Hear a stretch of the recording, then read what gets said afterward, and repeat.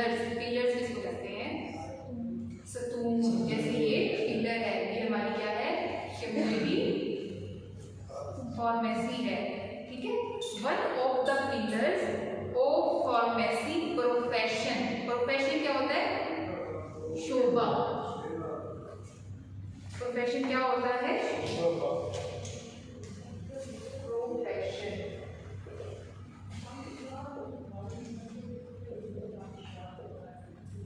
ठीक है। In this speciality we provide the pharmaceutical services at community level in the fundamental duties and goal of any community pharmacy are. नीचे लिखो है क्या बोला है उसने? बेसिक काम क्या होता है पहले ये कॉन्सेप्ट समझ लो। जो कम्युनिटी मेडिसिन है ना, उसने क्या करना है? पूरी कम्युनिटी में जहाँ मेडिसिन की जरूरत है वहाँ मेडिसिन देंगे। क्लिनिकल फार्मेसी और कम्युनिटी मेडिसिन को थोड़े दूसरी चीजें हैं। हमने क्या करना है कि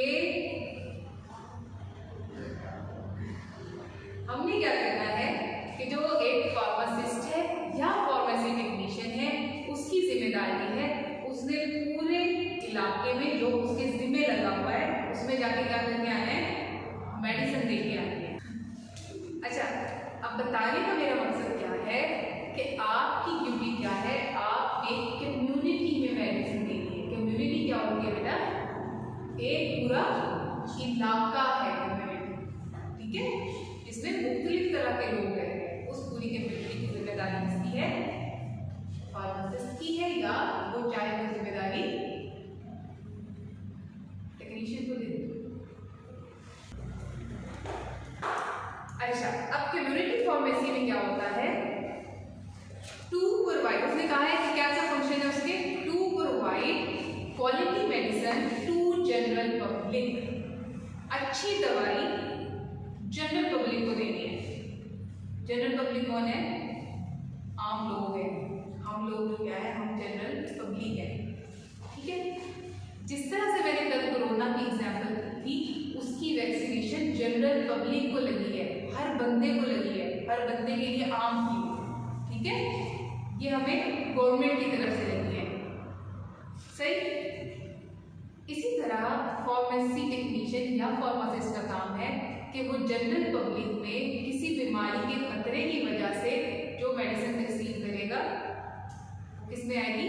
कम्युनिटी फार्मेसी।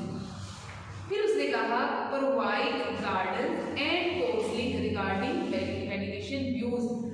दूसरा फर्ज उसका क्या है?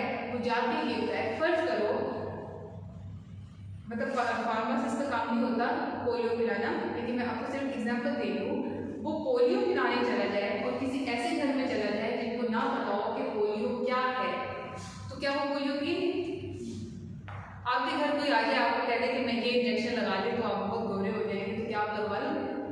नहीं लगवाओगे ना। आप क्यों किसी से इस तरह जान लेने से इंजेक्शन लगवाओगे? तो आपकी ड्यूटी क्या होगी कि आप उसको बताओ कि भाई पोलियो का खतरा पियोगे तो आप वैक्सीनेटेड हो जाओगे। जब आप वैक्सीनेटेड हो जाओगे तो आपको पोलियो के अटैक का खतरा खत्म हो जाएगा। अगर आप पोलियो का खतरा नहीं पीते, इसका मतलब है कि आप अपनी वैक्सीनेशन नहीं ले रहे। अगर आप वैक्सीनेशन नहीं लेते तो आपको किसी भी टाइम पोलियो हो सकता है, किसी भी उम्र, ठीक है। अच्छा, फिर बेटा काउंसलिंग का मतलब ये होता है कि किसी को किसी चीज से आमादा कर लेना, काउंसलिंग होता है। लिख दो, काउंसलिंग का क्या मतलब होता है?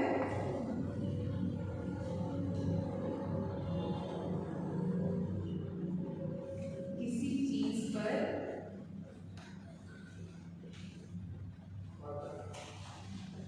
बेटा ऐसी कोई सिचुएशन हो जाए इसमें कोई बाहर से आपको आके कहते ये इंजेक्शन लगवाने हैं, ये करवाने हैं, तो ऐसा बिल्कुल नहीं करना, ठीक है।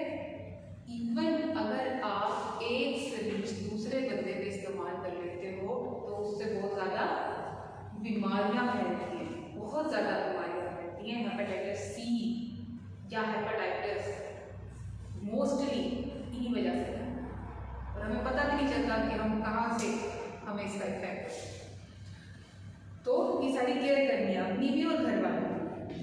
गाइड देम रिगार्डिंग वैक्सीनेशन, वो मैंने आपको पोलियो का बता दिया। जब कोरोना की वैक्सीनेशन आई थी तो लोग कहते थे कि वैक्सीनेशन लगवाने वाला 2 साल बाद मर जाएगा, लेकिन ऐसा नहीं है। कुछ लोग जो होते हैं, जो बहुत पढ़े लिखे होते हैं, समझते हैं अपने आप को, वो इस तरह के अफवाहें फैला देते हैं। ऐसा नहीं होता। और ये इतना मुश्किल काम है किसी को इस चीज़ पे आमादा करना कि भाई हम भी लगवा के बैठे हैं, हम ठीक ठाक फिरते हैं बिल्कुल। इवन जब मैंने वैक्सीनेशन लगवा ली थी, मुझे उसके बाद कोरोना हो गया, लेकिन अल्लाह का शुक्र है क्योंकि मैंने वैक्सीनेशन लगवाई हुई थी, मुझ पर वो इफेक्ट ज़्यादा नहीं किया। मोस्टली सांस का मसला आता है, मुझे सांस का मसला नहीं हुआ। क्यों नहीं हुआ था? क्योंकि मैं वैक्सीनेटेड थी। लेकिन दूसरे बंदे को इस बात पर आमादा करना बहुत मुश्किल है। इसलिए आप लोगों को, अब आप मेडिकल में आ गए हो तो बोलना सीखो, किसी दूसरे को इस बातों पे आमादा करना सीखो। सही है? बोला करो, स्पेशली मोहम्मद काशिफ और काशिफ, मोहसिन का तो चलो आज पहला नहीं। चौथा लिखा है बेटा उसने, ऑर्गेनाइज्ड हेल्थ कैंप्स।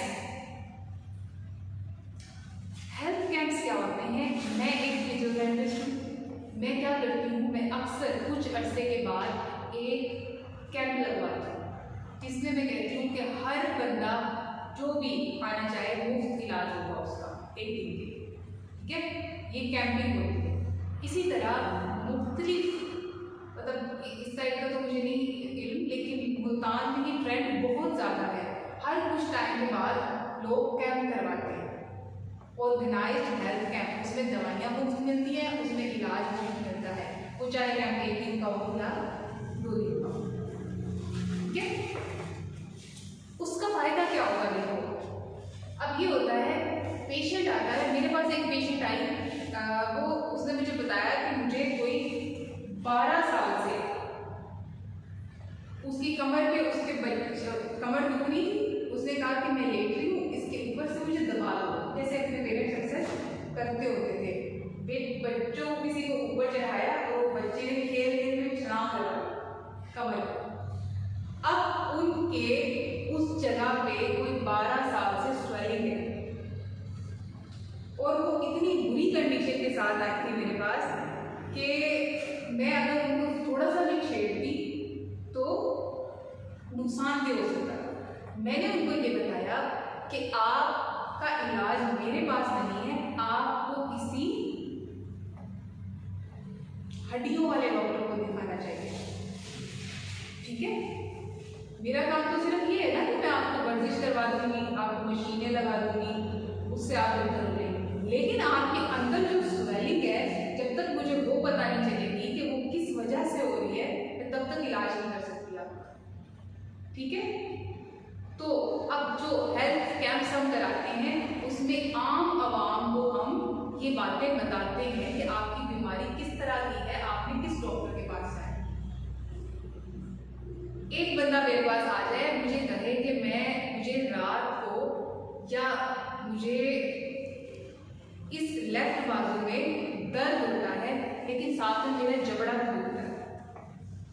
अब ये बाजू में दर्द होना तो मेरा ही काम है ना, मैंने इलाज करना है, बाजू का दर्द है तो मैं उसको ट्रीटमेंट दे सकती हूँ। लेकिन साथ में जब उसने ये बताया है कि उसका जबड़ा भी होता है, इसका मतलब है कि उसको किसी कार्डियोलॉजिस्ट को दिखाना चाहिए, ठीक है? हो सकता है कि उसको दिल का दर्द होता हो। समझ आएगी? अब कैंप लगाने का क्या फायदा होता है?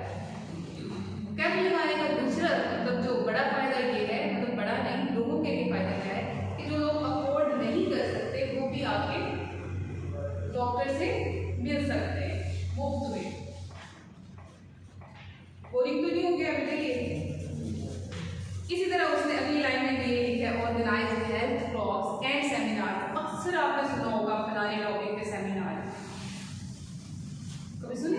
सेमिनार का सेमिनार में क्या होता है? फर्ज करो मैं एक स्पीकर हूँ जिससे जाके पूरा बता दें।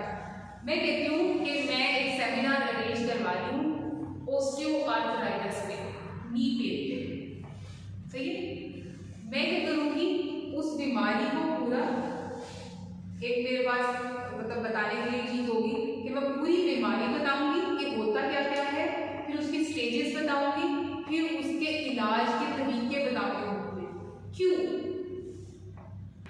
ताकि आम लोगों की मदद हो सके, ताकि लोगों को ये पता चल सके कि इन चीज़ों का इलाज मुमकिन है। ठीक हो गया। ये काम मुस्तकबिल में आप लोगों ने भी करने हैं, तो इसलिए बोला करो।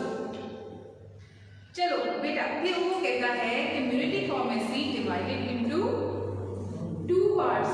कौन कौन से हैं? Retail and wholesale.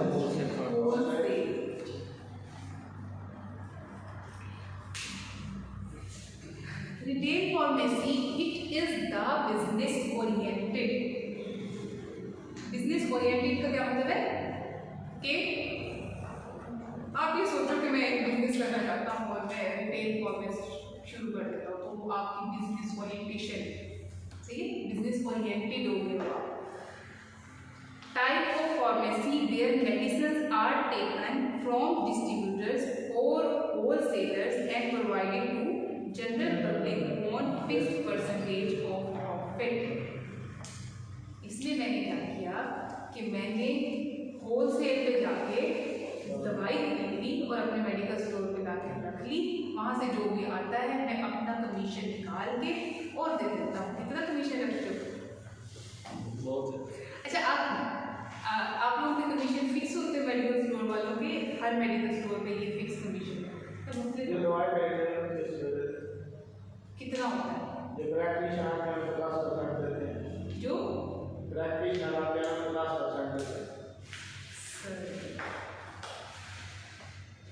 अच्छा, फिर आगे है wholesale pharmacy.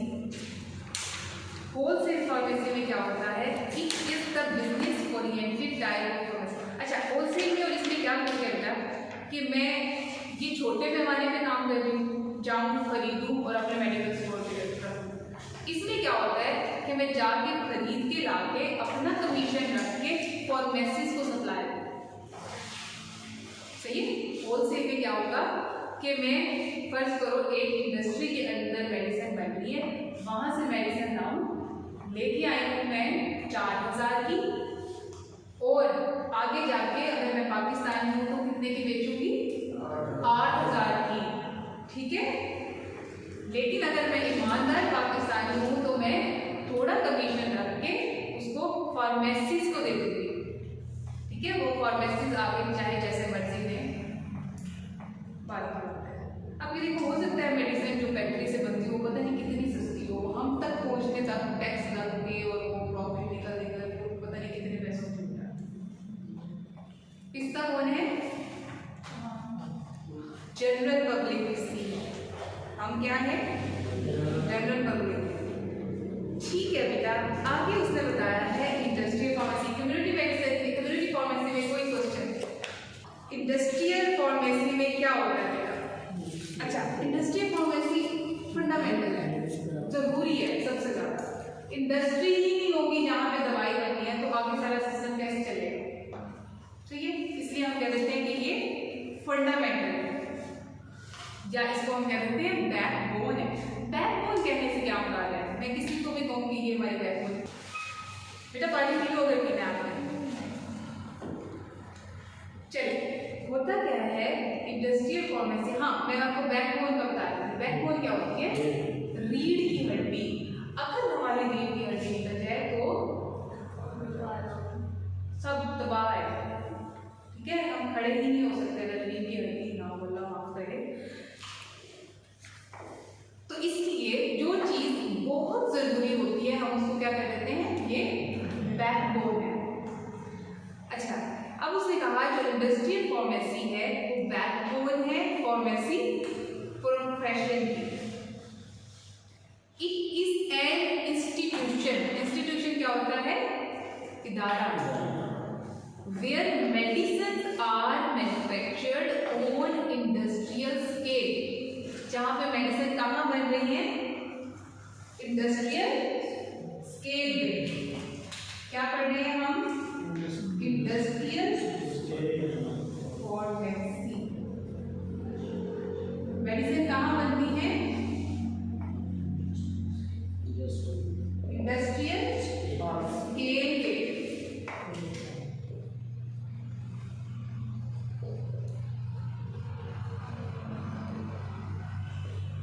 Okay. Industrial pharmacy और लिख दिया इसमें, आप चाहे ऊपर वाली डेफिनेशन लिखो या नीचे वाली डेफिनेशन लिखो, दोनों पर एक बात है। Industrial pharmacy is a discipline which includes manufacturing. Manufacturing का क्या मतलब होता है? कोई चीज तैयार करना। इंडस्ट्रियल फार्मेसी क्या कर रही है? मैन्युफैक्चर कर रही है, डेवलप कर रही है उसको, और क्या कर रही है? और मार्केट में दे रही है। मैन्युफैक्चर कर लिया, फिर उसको डेवलप कैसे किया? उसको टैबलेट और इस तरह की फॉर्म्स देके प्रॉपर एक मेडिसिन बना ली और फिर उसको मार्केट में दे दिया। ये सारा काम किसका है? इंडस्ट्रियल फार्मेसी का। फर्स्टली इन पाकिस्तान। अच्छा, अब किसने लिखा है एक लफ्ज मैनुअली? ऐसा काम जो हम हाथ से करते हो उसको क्या कहते हैं? मैनुअल। ठीक है शुएब साहब, क्या बोला है मैंने? मैनुअल कहते हैं। ये शायद आप वर्कशॉप्स में जाओ तो उसकी मैनुअल ट्रेनिंग कराते हो आप बाइक्स वगैरह की, तो इसको हम क्या कहते हैं? मैनुअल। होता क्या है कि पहले क्या था कि पाकिस्तान में इंडस्ट्रीज नहीं थी, हाथ से ही साइंटिस्ट इतने सियाने थे कि दवाइयां बना लेते थे। जड़ी बूटियां ली, एक्सपेरिमेंट किया उसका और उसकी खुद ब खुद गोलियां बना ली। लेकिन अब क्या है कि पाकिस्तान भी तरक्की कर गया है और पाकिस्तान में अब मशीन्स आ गई हैं जो दवाइयां बनाती हैं। ठीक है, क्यों? देखो, बायोकेमिस्ट्री आ गई, फिजियोलॉजी आ गई, एनाटॉमी आ गई, माइक्रोबायोलॉजी आ गई। जब ये सारी चीज़ें पढ़ी हुई हैं, हर बंदा अपना रोल प्ले करेगा। जो माइक्रोबायोलॉजी पढ़ रहा है वो माइक्रोबायोलॉजी का पूरा रोल प्ले कर रहा है, पूरे जरासीमों और ऑर्गेनिजम्स के बारे में बता रहा है, माइक्रोब्स के बारे में बता रहा है। तो जब वो वाला नॉलेज दे देगा तो क्या साइंटिस्ट इस काबिल नहीं कि वो उसके खिलाफ मेडिसिन बना सके? सही है? तो अब ऐसी मशीन्स भी उन्होंने बनाई है जिससे हम मेडिसिन बनाते हैं। उसने कहा है various departments in pharmacy industry. अच्छा, अब जैसे आप किसी भी फैक्ट्री में चले जाओ ना, फैक्ट्री में कोई एक जगह नहीं होती, एक जगह ऐसी है जहाँ पे पूरा स्टोरेज हाउस है, वहाँ पे सारा रॉ मटेरियल लाके रखा हुआ है। रॉ क्या होता है? जिसपे कोई अमल नहीं होता। मतलब फर्ज करो कपड़े की फैक्ट्री है तो मैं कपास जो है वो मेरे पास रॉ मटेरियल है, ठीक है, उसको जाके एक स्टोरेज हाउस के अंदर रख देती हूँ जहाँ वो जखीरा होगी। इसका मतलब हमने क्या कहा है? मुख्तलिफ डिपार्टमेंट्स हैं। डिपार्टमेंट्स को ऐसे कह लो कि एक फैक्ट्री के अंदर मुख्तलिफ कमरे हैं जो अपना अपना काम कर रहे हैं। ठीक है, कौन कौन से बताए हैं उसने? 5 बताए हैं। हाँ, प्रोडक्शन है,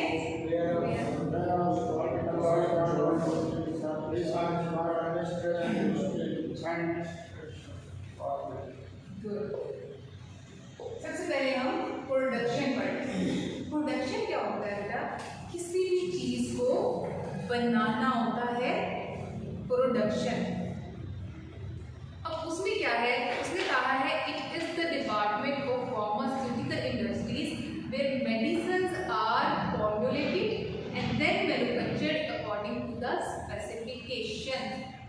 क्या करते हैं हम कि हमने कहा था कि हम रॉ मटेरियल लेते हैं, ठीक है, वो जो एक सिंपल हमारे पास चीज़ है उसको हमने ले लिया, उसको फिर हमने दवाई बनाई, जो भी उसमें केमिकल और ऐड करने थे या नहीं करने थे या निकालने थे, वो सारा काम कर लिया। उसके बाद उसको या तो हमने टैबलेट बना दिया, या हमने कैप्सूल बना दिया, या हमने सिरप बना दिया, या हमने कोई जेल या ऑइंटमेंट बना दिया। ठीक है, अब हमने किया क्या? अब मुझे ये बताओ कि सारी गोलियां तो बन सकती थी, तो जरूरी थोड़ी है कि हम कैप्सूल बनाएं। बन सकती थी ना गोलियां, तो कैप्सूल क्यों बनाया?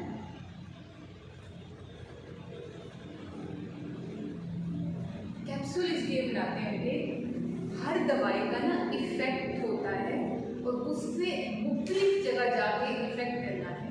अगर मैं पैनाडोल खाती हूँ तो मुझे पता है मैं उसको ऐसे ही खा लूँ, वो मेरे मैदे में एज सच कोई नुकसान नहीं करती है, ठीक है। वो मेरे जिस भी डाइजेस्टिव सिस्टम के जिस भी पार्ट से गुजर रही है, जिस भी निज़ाम से गुजरेगी ना, या खून में जा रही है, मुझे कोई नुकसान नहीं देती है। लेकिन हम कैप्सूल इसलिए बना देते हैं, एक वो जो दवाई है उसकी ऊपर से लेयर बना देते हैं। अब उस कैप्सूल ने वही जाके काम करना है जहाँ उसकी ज़रूरत होगा। क्या ये देखो, ये हमारा फर्ज करो यहाँ से खुराक की नाली है, ये मैदा है, मैंने एक कैप्सूल दे दिया,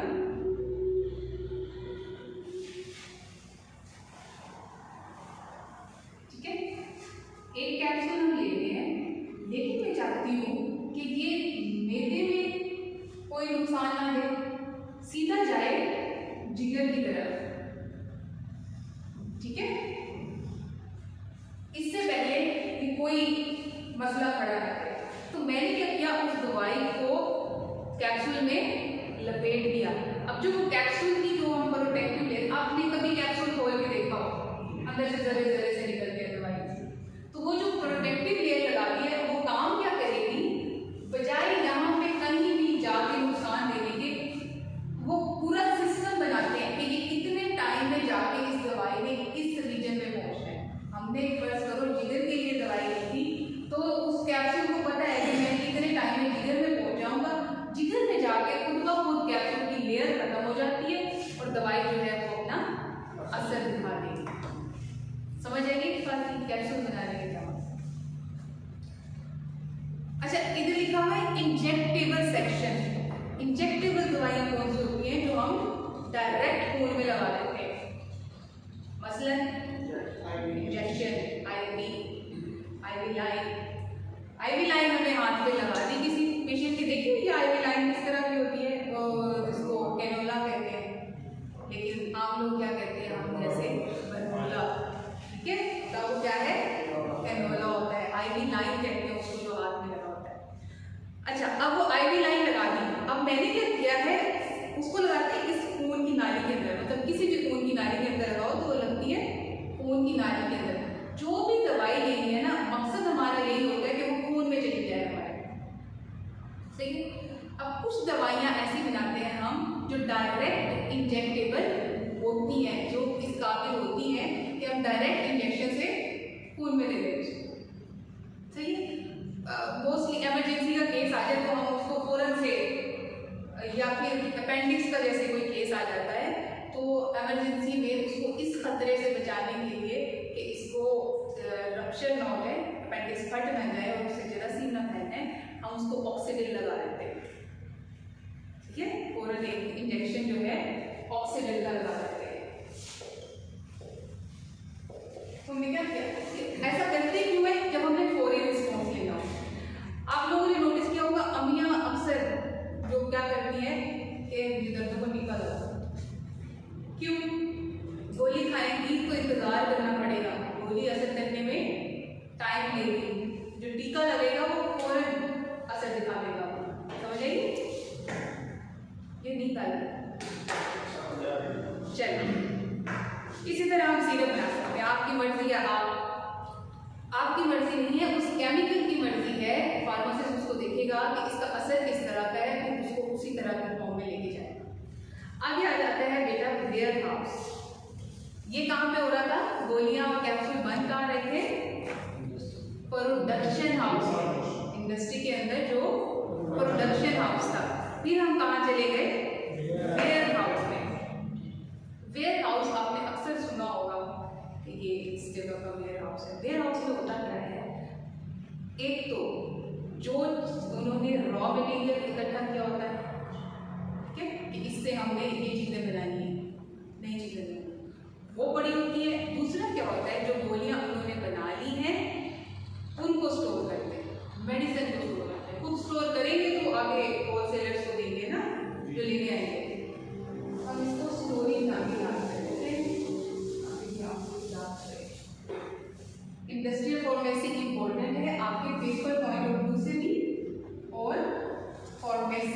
हिसाब से। क्या किया है बेटा हमने कहा है सबसे पहले क्या होता है हमारे पास प्रोडक्शन हाउस है, ठीक है। दूसरा हमारे पास क्या है, हम कहाँ चले गए, वेयर हाउस में गोली बन गई, ठीक है। गोली को काम भेज दिया स्टोर होने के लिए कि यहाँ चली जाओ, जहाँ जरूरत होगी निकाल के दे दे। फिर वो कहता है एक क्वालिटी कंट्रोल डिपार्टमेंट होता है।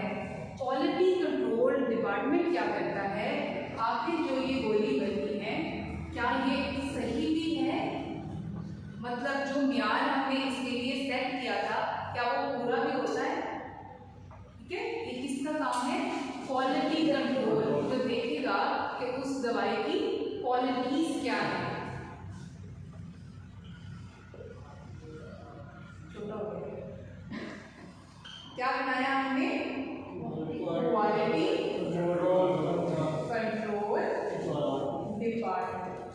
बेटा समझ आ रही है, ठीक है। अब क्वालिटी भी चेक होगी, अब ये दोनों चीजों की क्वालिटी चेक करेगा। वेयर हाउस के बाद आ रहा है ना, तो वेयर हाउस में हमारे पास रॉ मटेरियल भी पड़ा हुआ है और क्या पड़ा हुआ है, जो हमने प्रोड्यूस किया है टैबलेट से कैप्सूल वगैरह वो भी पड़े हुए। तो ये दोनों की क्वालिटी चेक करेगा कि जो रॉ मटेरियल आया है वो हमारे काम का भी है या फालतू है, और जो हमने गोलियां बनाई हैं वो अपने स्टैंडर्ड पे अपने म्यार पे पूरा उतर रही है या नहीं उतर रही। फिर होता है बेटा रिसर्च एंड डेवलपमेंट डिपार्टमेंट। इसका काम क्या होता है कि एक तो पूरा सिस्टम चल रहा है, सही है। अब यही सिस्टम तो नहीं चलता रहेगा, नई दवाइयां भी तो बनेगी, नई बीमारियां भी तो आ रही हैं। तो इसका काम क्या होता है कि नई नई रिसर्चेस करे और नई नई दवाइयां बनाए, सही है। ये प्रॉपर हर टाइम रिसर्च करता रहे। क्या नाम है इस डिपार्टमेंट का, research and development department. Research and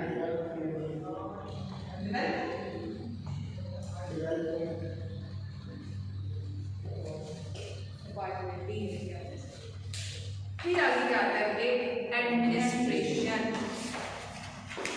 उसका काम क्या है, उसने लगाने हैं उसके ऊपर पैसों के टैग, ठीक है।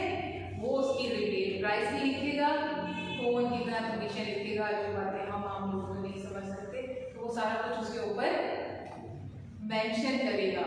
वो क्या है, उसमें करता क्या है बेटा, आप भी अगर कोई बिजनेस कर रहे हो तो आप क्या देखते हो कि एक काम मैं करने लगा हूँ, मेरा खर्चा कितना है और मेरा प्रॉफिट कितना है, ठीक है। एडमिनिस्ट्रेशन भी किसी इंडस्ट्री की यही करेगी। अब वो नुकसान में तो नहीं रह सकती, वो केमिकल इकट्ठे करके लाए, वो लाए कोई लाखों के हिसाब से, बिके वो हजारों के हिसाब से, तो इंडस्ट्री बर्दाश्त करेगी ये बात। तो एडमिनिस्ट्रेशन का काम क्या है कि वो अपने खर्च को और अपने प्रॉफिट को देखें। हमारी इंडस्ट्री में कितने डिपार्टमेंट हो गए हैं, कितने डिपार्टमेंट हैं, कौन कौन से,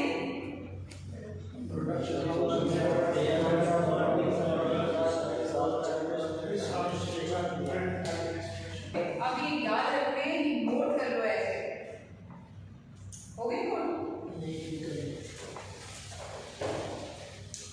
4 तरह के डिपार्टमेंट होते हैं। सबसे पहले दवाई को प्रोड्यूस करना है, उसको बनाना है, फिर उसको स्टोर करना है, फिर उसकी क्वालिटी को चेक करना है। वो एक काम खत्म हो गया, फिर हमने नई दवाइयाँ सर्च करनी है, फिर जो दवाइयाँ बनी हुई हैं उसके ऊपर हमने उस पर प्राइस टैग वगैरह जो भी काम करना है वो एडमिनिस्ट्रेशन में आता है, उसका सारा रिकॉर्ड रखेंगे उसमें।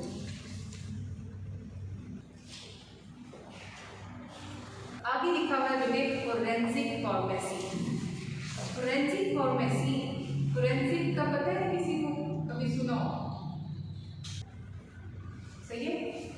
फोरेंसिक में होता क्या है कि कहीं पे मर्डर हो जाए ना, जैसे हम अगर पोस्टमार्टम करें, ठीक है, ये भी फोरेंसिक वाले डॉक्टर करते हैं, जिससे स्पेशलाइजेशन की हो इसमें, वही इसका पोस्टमार्टम कर सकता है। ये बाद में वो अदालत की पेशियां भुगतता है।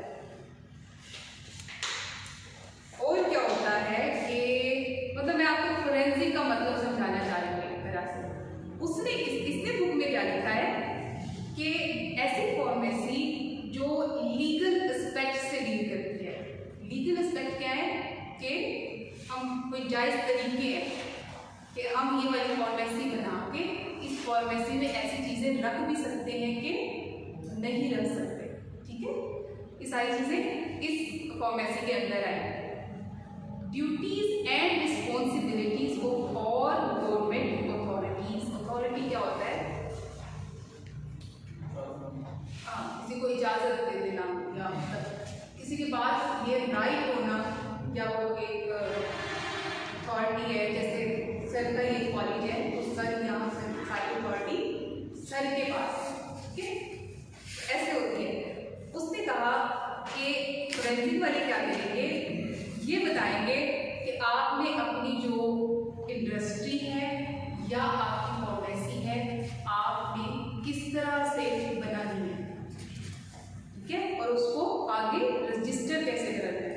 आप अगर अपनी सारी वो पूरी करोगे जो उसकी रिक्वायरमेंट्स हैं, आपके लिए पॉलिसी बना सकते हो।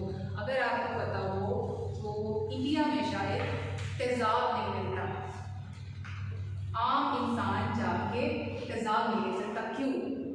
क्योंकि इंडिया में बहुत ज़्यादा एसिडिक अटैक्स होते हैं, इसलिए आम इंसान किसी पॉलिसी पे जाके या किसी भी फैक्ट्री या इंडस्ट्री से तेज़ाब नहीं ले सकता। आपके पास पूरा लीगल नोटिस होना चाहिए कि मुझे तेज़ाब इस काम में मिल चाहिए, तब आपको मिलेगा। लेकिन पाकिस्तान में क्या है, वॉशरूम में धोने हैं तो हम जाके तेज़ाब ले आते हैं। सही है। इसी तरह कुछ दवाइयाँ हैं जो आम और आम मेडिकल स्टोर पे रखने की परमिशन नहीं होती। आपको प्रॉपर उसका इजाज़तनामा चाहिए होता है, आपको इजाज़त मिलेगी आप तब रख सकते हो। अगर आपने इलीगल रखी हुई है तो आपका मेडिकल स्टोर या आपकी पॉलिसी बंद हो सकती है। ठीक है, कोई क्वेश्चन यहाँ तक?